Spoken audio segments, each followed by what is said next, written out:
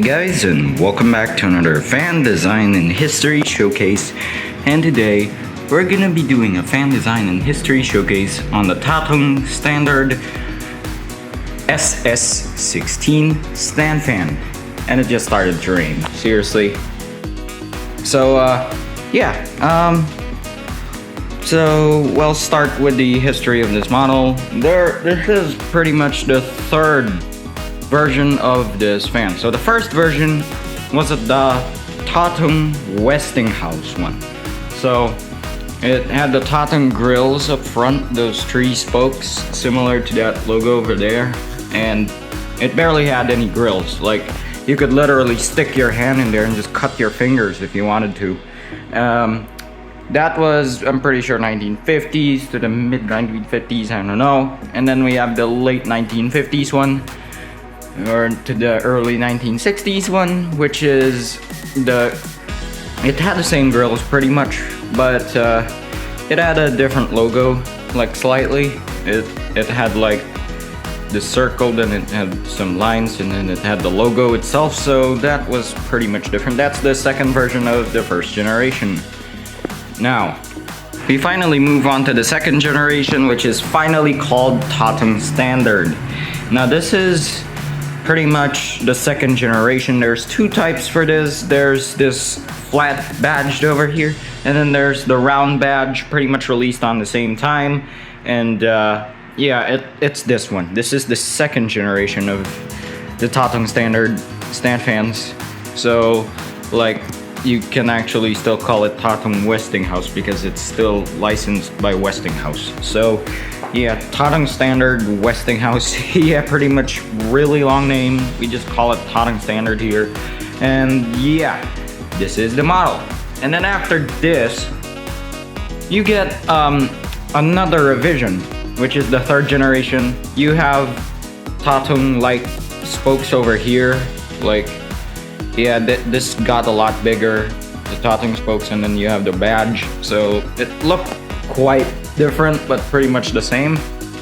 So yeah, it was quite weird, but it looks nice. It also has two different badges. Again, the curved badge, the dipped badge, rounded badge, and then this flat one over here. So yeah. And then the final version, which is the fourth generation, just has the normal chrome grills. Like, it doesn't have this rounded part anymore, it just has chrome everywhere.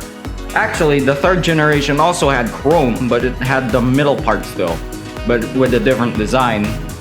The fourth gen, it's just a whole grill, like just chrome. It's just whole chrome, like what you'd see with the later Tatung standards in the 70s. And yeah, that was the final version of the Tatung Standard with the Westinghouse thing. So yeah, this was like the middle child. Like, not really exactly the middle child, it's a little bit earlier than the middle child. But yeah, it's yeah. So let's talk about the other revisions for the model. So as I talked about already, we have the Tatung Standard like thing. So with the first version, the Tatung Westinghouse, you don't have an oscillation knob. You have press knobs to either oscillate and not oscillate the thing. That was it. The knob, yeah, it's still here, I'm pretty sure. So yeah, that was the Tatung Westinghouse. It had the different grills, of course. The late generation of the first version was a little bit different. Pretty much the same head and pretty much the same base. It wasn't that much different. Only the grills got revised. So here we have the second generation of the Tatung Standard, which is, yeah, you're seeing it right here. And the dipped badge is pretty much the same as this guy. There's no difference. I don't know which one's early or late though, so yeah, I don't think there was any indication of whether it was early or late.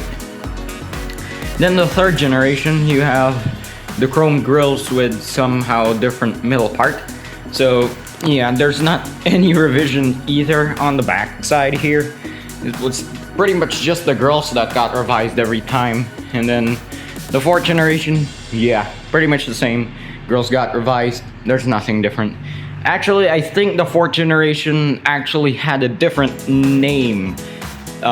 Before it was SS-16. Now it's NSA 16 with the fourth generation. I'm pretty sure it was NSA. So yeah, it was slightly different. This is SS. That one was NSA 16. So yeah, that was literally the transition to standard, like just standard. No more Westinghouse. That was the last one that had this badge. So yeah, well, yeah, that was the last one. So now we talk about the design of this thing. So first of all, of course, you have the 60s look badge that you can stick your hand in and just rotate the blade. Pretty smooth. You also have a screw type blade, as you can see here. Yeah, very much a screw type blade. It's pretty much like an industrial fan in the modern times, technically. You have this actually wire curve grill. It actually starts here and then goes around outer and outer until it ends, of course, on the outermost part down here.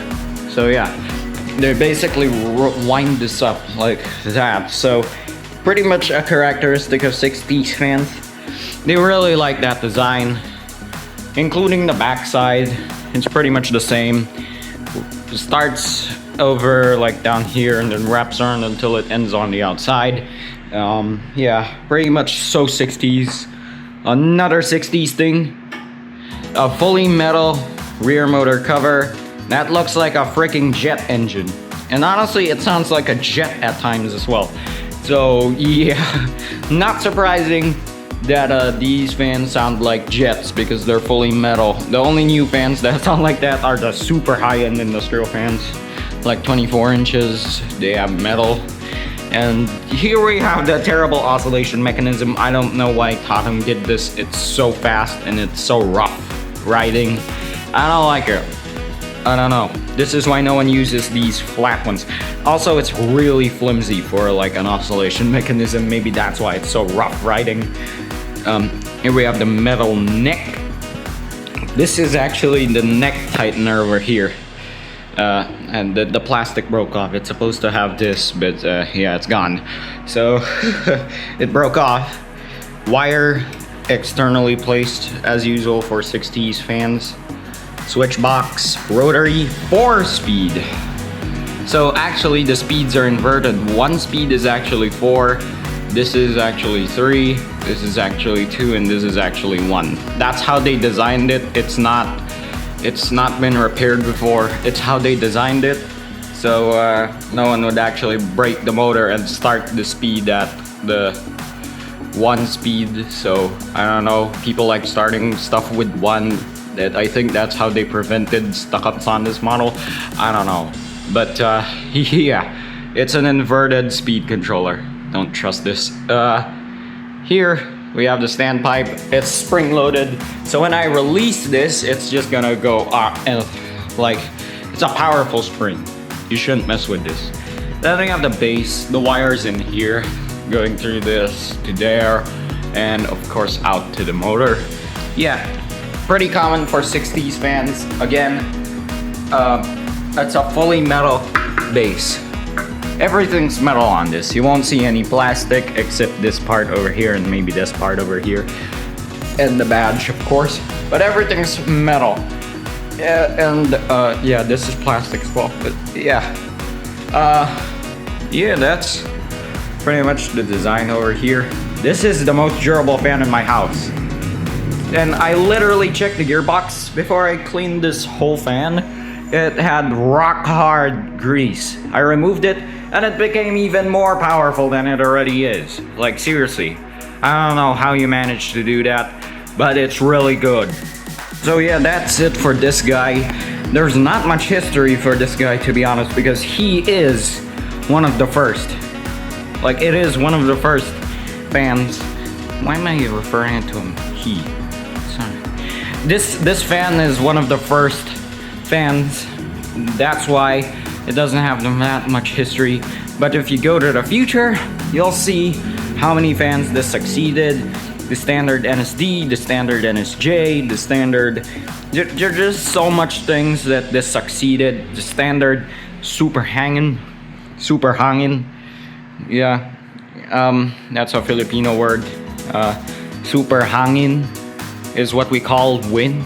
Like super, yeah, it's already English. Hangin is wind. So yeah, it's like the 4-blader ones. The 3-bladers weren't called super hangin. So like, yeah, I'm just pronouncing it really weird because, yeah, I'm speaking English right now. But if you wanna, yeah, Filipino accent, hangin. Yun lang, hangin lang yan.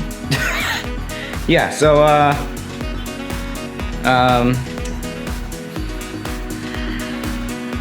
so yeah, this is the fan. Still looks like a jet engine. There's a little bit of rust here. Actually, not rust, it's just paint chips. It's black. It's not really rust as per se. I did clean the chrome on this, so that's why it looks chrome again. Before it's just black. It didn't look good. So yeah, let's go through the walk around.